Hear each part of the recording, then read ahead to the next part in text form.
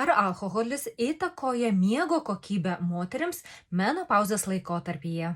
Ir taip, alkoholis ir miego problemos eina koja kojon. Alkoholis sustiprina karščio bangų ir naktinio prakaitavimo simptomus. Didina prabudimų bei miego apnėjos riziką. Alkoholis sumažina greitų akių judesių miego fazę, kuri svarbi psichiniai sveikatai ir atminčiai. Alkoholis taip pat gali pabloginti emocinę būklę ir sukelti širdies permušimus.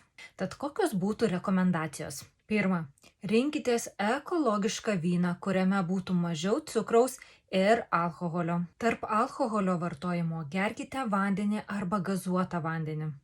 Kad sumažintumėte neigiamą alkoholio poveikį, palengvintumėt virškinimą ir padėtumėt organizmui apdoroti alkoholį, venkite riebaus, kepto, aštraus sūraus maisto bei greitųjų angliavandenių.